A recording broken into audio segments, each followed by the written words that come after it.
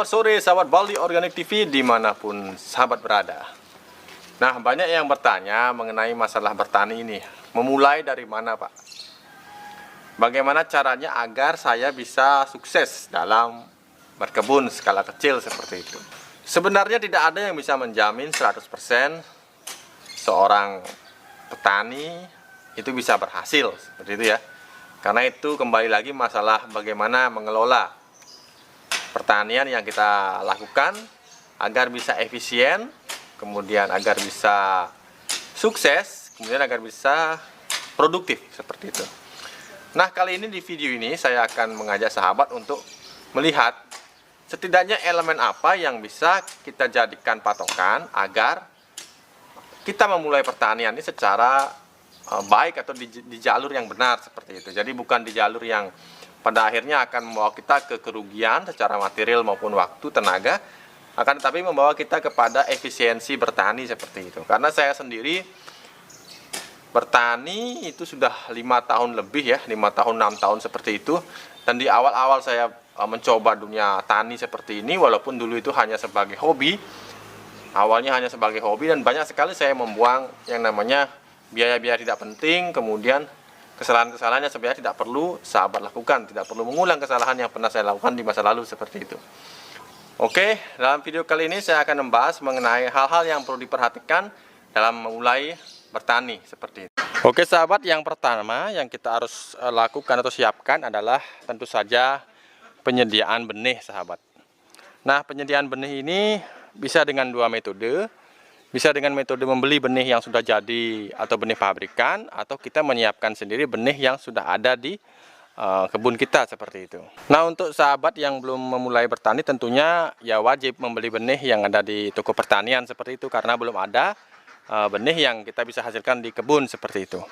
Bisa juga sahabat menggunakan benih yang ada di dapur seperti itu. Jadi menggunakan bahan dapur seperti cabai yang ada di dapur bisa kita ambil benihnya seperti itu. Nah, metode untuk mendapatkan benih dari dapur itu sudah ada di video saya ya sahabat.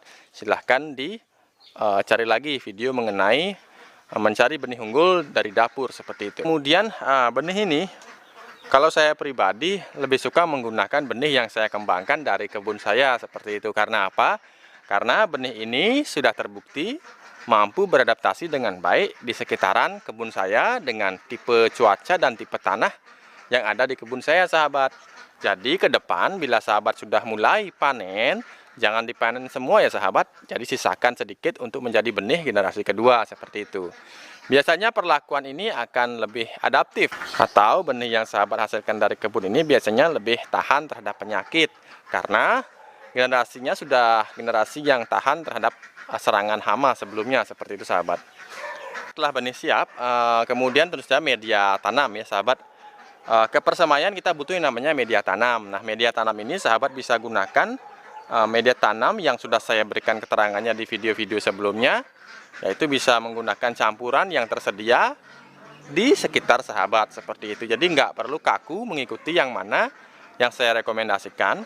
Yang terpenting adalah bagaimana sahabat bisa mendapatkannya dengan mudah seperti itu. Karena apabila media tanam ini sahabat dapatkan dengan mudah, kelanjutan bertani itu lebih gampang seperti itu daripada kita harus mencari yang susah. Nanti untuk berkelanjutannya susah juga sahabat seperti itu. Nah, kemudian untuk persemaian ya sahabat. Nah, di video saya sudah banyak video mengenai cara menyemai sahabat.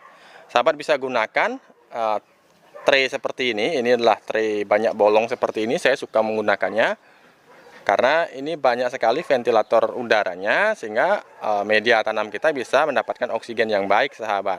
Nah, saya sarankan sahabat kalau menggunakan yang seperti ini, media tanamnya sampai penuh ya sahabat, jangan setengah, apalagi sepertiga, itu nggak akan maksimal untuk pertumbuhan akar sahabat.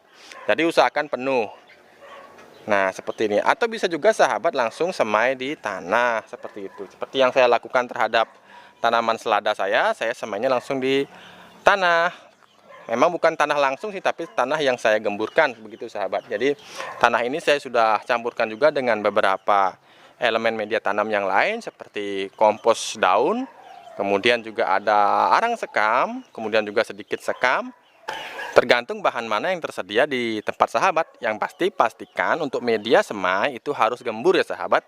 Nah, ini syarat pertama untuk media semai. Yang paling penting adalah gembur, kemudian subur tentu saja, dan kemudian tentu saja harus pH-nya seimbang dan steril sahabat. Nah, kemudian setelah sahabat menunggu persemaiannya tumbuh, alangkah baiknya sahabat menyiapkan yang namanya nutrisi dan pestisida nabati seperti itu. Nah, di sini saya rekomendasikan ada beberapa yang paling sering saya gunakan ya. Saya membuat banyak sekali jenis pestisida, banyak sekali jenis pupuk organik cair, banyak sekali jenis pupuk organik padat seperti itu. Akan tetapi tidak usah mengikuti saya semuanya sahabat, karena itu akan menghabiskan waktu yang banyak. Saya kan setiap hari di kebun. Nah, untuk sahabat yang menggunakan ini sebagai sampingan, sahabat bisa membuat beberapa jenis yang saya rekomendasikan. Di antara lain yang pertama adalah pestisida dari serai ya sahabat. Pestisida serai ini baik sekali sahabat apabila sahabat gunakan secara rutin di kebun sahabat, terutama bila kita menggunakannya secara sistem rolling ya sahabat. Nah, kemudian sahabat juga boleh menyiapkan yang namanya pestisida organik, antibakteri, anti jamur yang berbahan susu sahabat.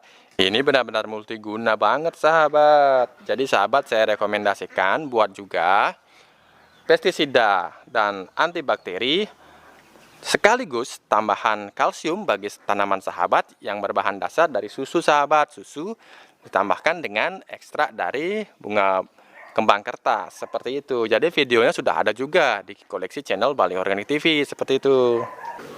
Nah, jangan lupa sahabat juga wajib memiliki namanya alat semprot atau alat-alat pendukung pertanian seperti itu. Nah, beberapa sarana pendukung pertanian saya sudah buatkan videonya kemarin loh sahabat ya. Silahkan ditontonnya sahabat.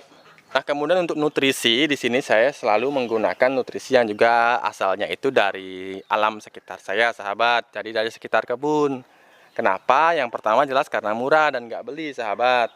Jadi saya menggunakan di sini yang saya sebut dengan urea organik seperti itu. Nah, saya sebut urea organik karena memang fungsinya membantu pertumbuhan tanaman sahabat di fase vegetatif seperti itu. Jadi bahannya dari rumput liar.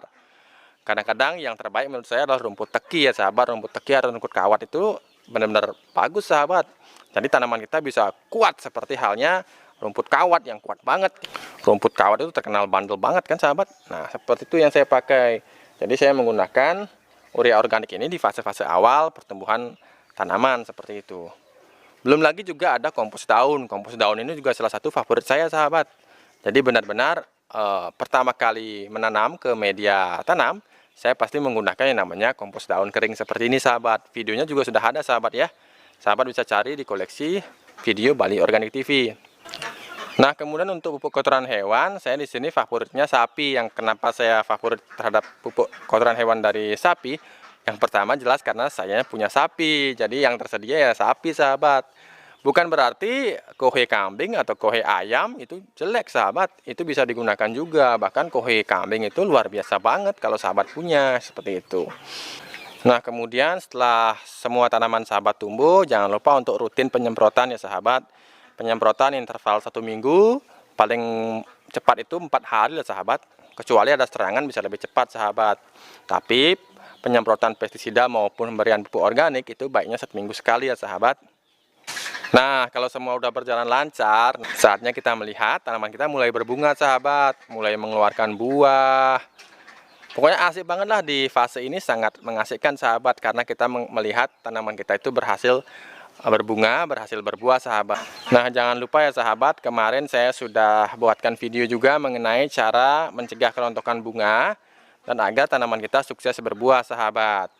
Nah, sahabat harus lihat tuh video ya.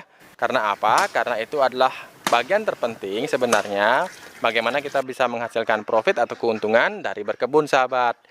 Periode pembuahan bagi sayuran berbuah ya, itu sangat penting sahabat, karena di sanalah kita mendapatkan hasilnya nanti sahabat. Pokoknya wajib deh sahabat nonton video yang kemarin itu. Nah, kemudian ketika sahabat sudah mulai mahir, mulai ahli berkebun, mulai hafal seperti apa cara-cara berkebun, dan sudah belajar dari banyak pengalaman di kebun, sahabat bisa menambahkan yang namanya ternak sahabat. Karena begini sahabat, penting sekali kita juga beternak sahabat, kalau memungkinkan ya, kalau misalkan ada halaman yang luas. Nah, sahabat bisa menambahkan ternak, karena apa? Ternak ini juga nanti akan menjadi tempat kita membuang limbah-limbah sayuran yang berlebih di halaman kita, sahabat. Juga limbah-limbah tidak berguna di kebun seperti gulma itu bisa kita berikan kepada ternak, sahabat. Jadi ternak kita akan menjadi semacam komposter hidup lah, sahabat, seperti itu. Jadi mereka juga akan menghasilkan kompos untuk kita. Nah, dan kita juga bisa mendapatkan protein hewani dari ternak ini, sahabat, seperti itu. Jadi mulai sedikit demi sedikit belajar untuk memadukan antara peternakan, perikanan dengan pertanian, sahabat, seperti itu. Oke, pada intinya berkebun adalah suatu yang sangat mengasihkan. Dan kembali lagi di sini, yang menentukan kesuksesan kita adalah diri kita sendiri, seperti itu. Jadi tergantung bagaimana kita meniatkan, kemudian setelah kita niatkan bagaimana kita menjaga niat itu agar terus bisa berlangsung secara konsisten, seperti itu. Jangan hangat-hangat di depan kemudian nggak semangat di belakang, seperti itu. Banyak yang saya temui sahabat yang seperti itu. Usahakan jaga terus konsistensi, jaga terus semangat agar sahabat bisa benar-benar menghasilkan profit di kebun sahabat, seperti itu. Oke, sekian saja video saya hari ini. Jangan lupa untuk selalu menanam setiap hari agar kita bisa panen juga setiap hari. Sampai jumpa.